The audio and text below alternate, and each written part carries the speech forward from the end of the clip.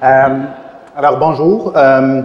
Mon job, c'est de parler un petit peu de la transition entre les phases qu'on fait ici à Québec et le contexte un peu pour le projet du renouvellement, le renouvellement de la fonction publique. On fait une transition entre parler des défis stratégiques et le travail que vous avez fait les derniers mois à une autre étape où on va ajouter un autre niveau de travail qui concerne la fonction publique.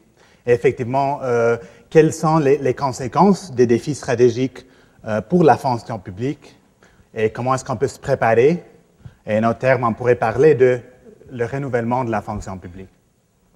Et effectivement, on fait la transition de parler de le quoi, les enjeux qui nous préoccupent, et on va commencer à parler aussi du comment on travaille, pas le quoi sur lequel on travaille. Et comme Marc a indiqué, je pense à la dernière conférence, ce n'est pas des relations complètement linéaires. Donc, le travail va soutenir ce qu'on a fait sur le quoi aussi. Est-ce que ça, c'est un lien intuitif, faire la transition entre les enjeux, les matières dont on a travaillé pour quelques mois, à comment on travaille de jour à jour à nos bureaux? Pour moi-même, ce n'est pas nécessairement très intuitif, parce qu'on commence avec les défis stratégiques. Il y a un problème auquel le Canada fait face, et on a des solutions. Moi, je vois une solution X qui est parfaite. Donc, quelle est la conséquence pour la fonction publique? Ben, c'est évident, c'est qu'il faut mettre en œuvre la solution que j'ai trouvée. Malheureusement, c'est pas exactement ce dont on parle, la transition entre le quoi et le comment. Even though it's not totally intuitive, this link, it's actually going to be quite familiar, I think. You've all been experiencing it in the project, right? You're working the last few months on policy challenges, but at the same time, the ways that you work, the Web 2.0, the collaboration, the group dynamics, all of that play into how effectively you can actually get the work done, the tools you have supporting you.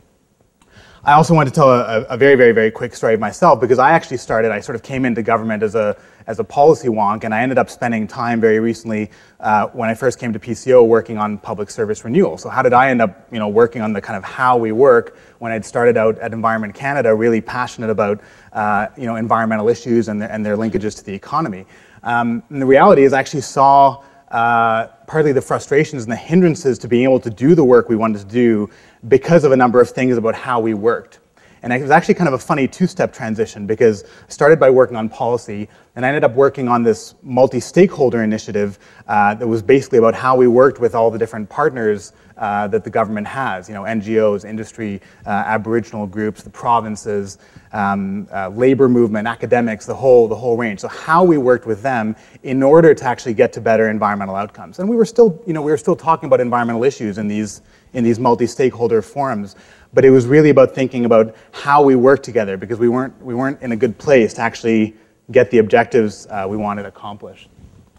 And then the real biggie that is the context for this project is public service renewal. And we're actually in the midst of there's no kind of official term, an agenda, an effort at public service renewal. And that's a big one in terms of thinking about how we work to adapt to things that are changing around us, and to make sure that the public service is actually equipped to solve the problems that, help solve the problems that Canada faces. Ici, je pose une question, ce n'est pas vraiment une question, mais renouvelée ou pas renouvelée. Ce n'est pas quelque chose unique pour la fonction publique. Toutes les organisations doivent se renouveler de temps en temps. C'est très important, sinon, normalement, les organisations ne persistent pas. Ça, peut-être, ce n'est pas un problème pour la fonction publique, mais quand même, ça doit attirer notre attention. Et il y a toujours des facteurs qui provoquent le renouvellement. Okay? Et vous avez parlé beaucoup des moteurs de changement. Okay? Donc, pour la fonction publique, maintenant, on parle souvent de la technologie, okay? Comment ça a changé, comment on travaille. Il y a aussi que le monde, j'ai mis le monde, mais le monde de politique est beaucoup plus compliqué. il y a plus de lois, les enjeux sont plus compliqués, puis ils ne respectent pas nos frontières traditionnelles, soit des frontières géographiques ou politiques ou des silos dans le gouvernement. Ce n'est respecté pas par les enjeux dont on parle souvent. Et puis la démographie. Parfois, ça c'est un facteur qui est hors de nous, dans notre environnement dans lequel on se trouve, Canada, le monde, mais aussi au sein de la fonction publique, dont la démographie aussi nous pousse à changer.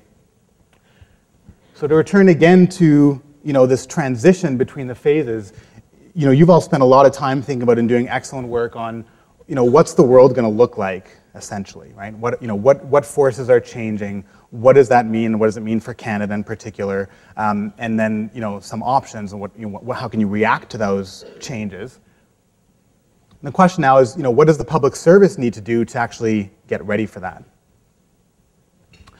Il y a toujours un peu de cynicisme avec cette question de renouvellement. Je pense qu'on a vu ça déjà. Et c'est parce que le cynicisme vient de l'expérience passée, mais parfois c'est mal interprété. On ne se souvient pas qu'on a eu des succès.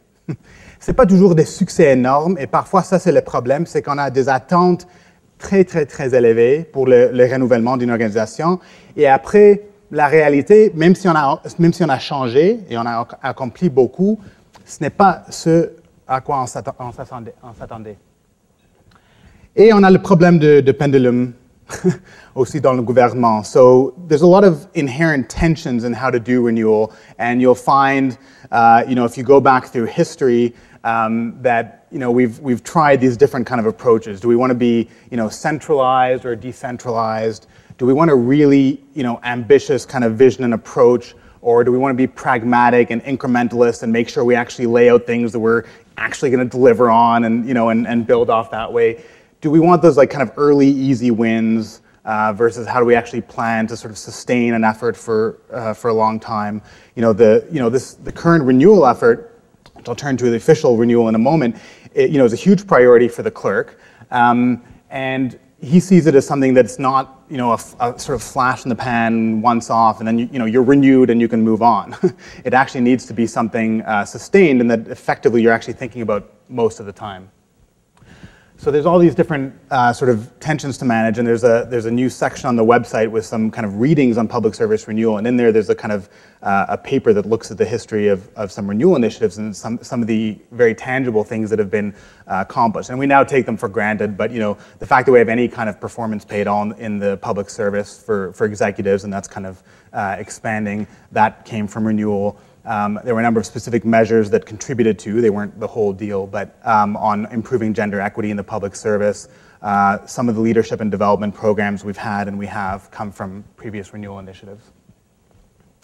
Alors, il y a un agenda de renouvellement officiel dans lequel on se trouve. C'est quelque chose qui a été effectivement lancé par le greffier, et c'est une grande priorité pour lui. Et ça consiste en 4 priorités ou catégories d'enjeux. La planification, le recrutement, le développement des employés et l'infrastructure. La seule peut-être pour expliquer, c'est la planification, c'est-à-dire la planification intégrée de ressources humaines et du côté des affaires du ministère. So aligning your human resources capacity with what your business actually is, so making sure you can accomplish what you need to do as a department. Alors ça, c'est le renouvellement officiel. Il y a beaucoup d'initiatives chaque année. Le greffier donne un rapport officiel au Premier ministre. Et c'est là où il a lancé effectivement cet effort de renouvellement. Et il y a aussi chaque année un plan d'action avec des initiatives concrètes sur le site web. Il mesure est-ce qu'on a accompli ce qu'on a dit au début de l'année.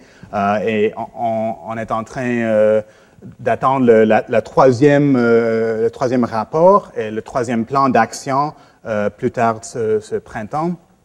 C'est pas le printemps vraiment. Le printemps. Et alors, on attend le troisième et ça va continuer, mais c'est encore une approche chaque année à chaque année.